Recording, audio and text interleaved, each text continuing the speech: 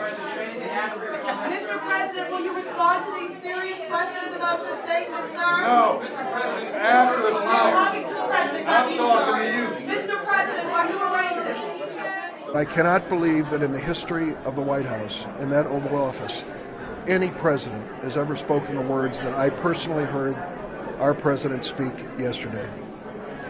You've seen the comments in the press. I have not read one of them that's inaccurate. To no surprise, the president started tweeting this morning denying that he used those words. It is not true. He said these hate-filled things, and he said them repeatedly. When the question was raised about Haitians, for example, we have a group that have temporary protected status in the United States because they were the victims of crises and disasters and political upheaval. The largest group's El Salvadoran, the second is Honduran, and the third is Haitian. And when I mentioned that fact to him, he said, Haitians, do we need more Haitians? And then he went on when we started to describe the immigration from Africa that was being protected in this bipartisan measure. That's when he used these vile and vulgar comments, calling the nations they come from shitholes.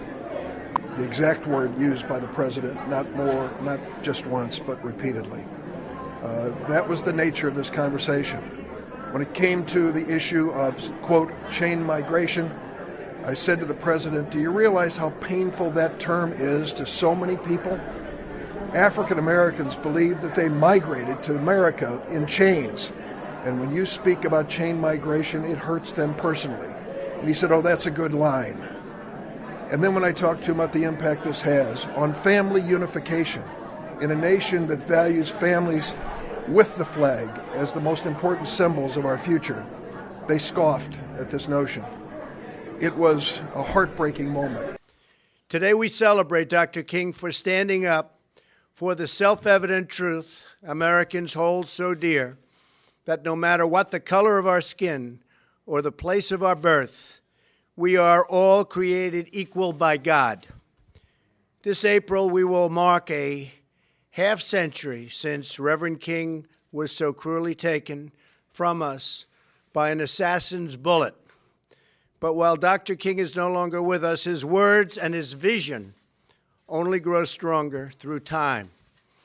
Today we mourn his loss, we celebrate his legacy, and we pledge to fight for his dream of equality, freedom, justice, and peace.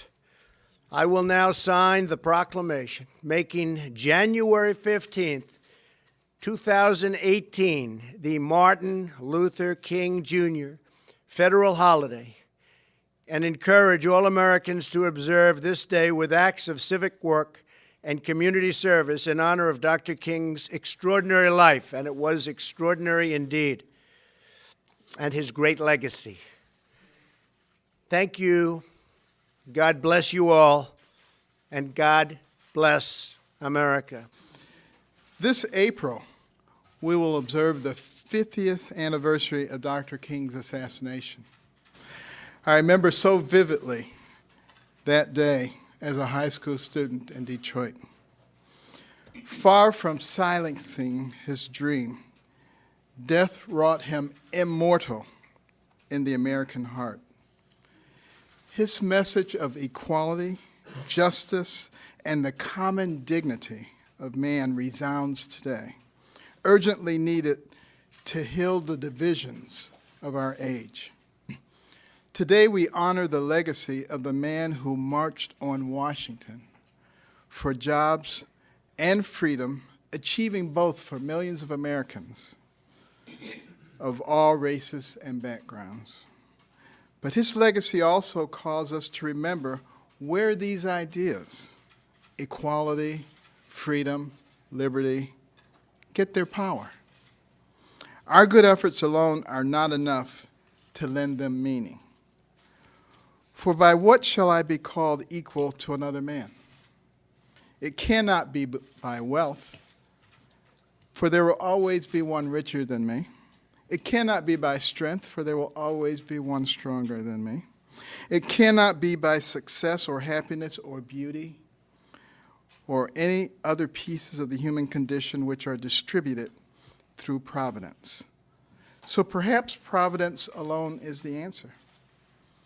We hold these truths to be self-evident, that all men are created equal, that they are endowed by their Creator with certain unalienable rights, that among these are life, liberty, and the pursuit of happiness. With these familiar words, our Declaration of Independence recognizes the true author of our common dignity, one that is beyond every human law and institution.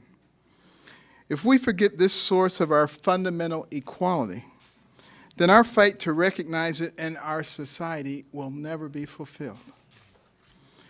This is a truth that Dr. King carried with him from Selma to Montgomery, from a pulpit in Atlanta to the steps of the Lincoln Memorial, from a cell in Birmingham to the entire world.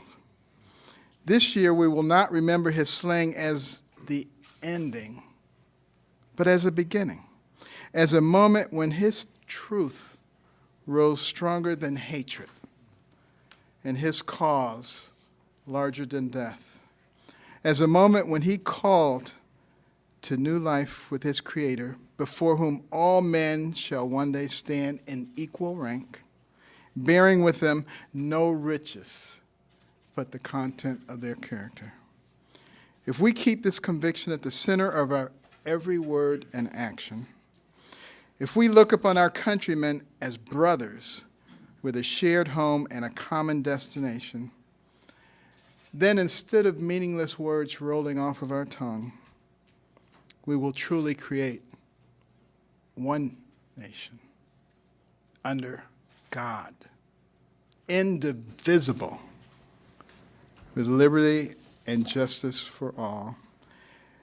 And we're going to have a word from Pastor Isaac Newton Farris, the nephew of Dr. Martin Luther King.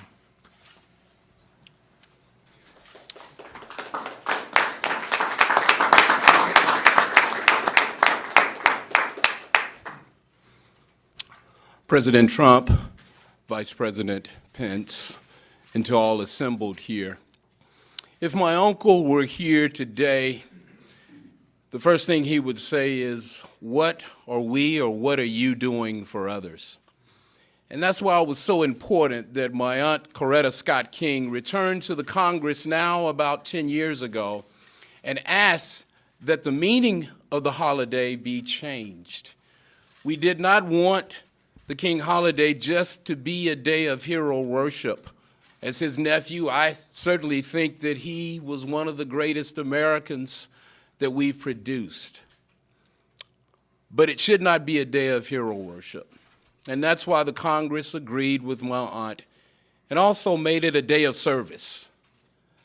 So that we, on that day, as a matter of fact, at the King Center, we refer to it as a day on, not a day off. It's not a day to hang out in the park or pull out the barbecue grill. Amen. It's a day to do something to help someone else. And that can be as simple as delivering someone's trash or picking up the newspaper for that elderly person who can't get to the end of the driveway. Bottom line, you're doing something that benefits someone other than yourself.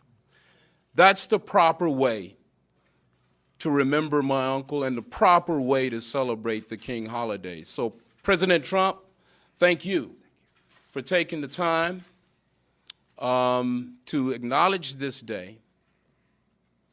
Thank you for remembering that we're all Americans, and on this day we should be united in love for all Americans. Thank you, Mr. President. Thank you, Mr. Vice President.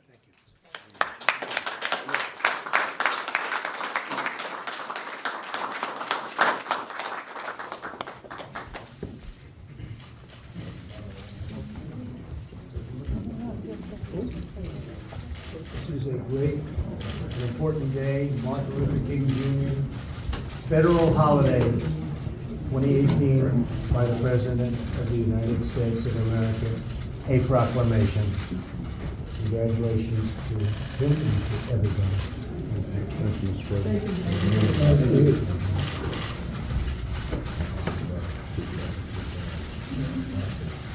Thank you.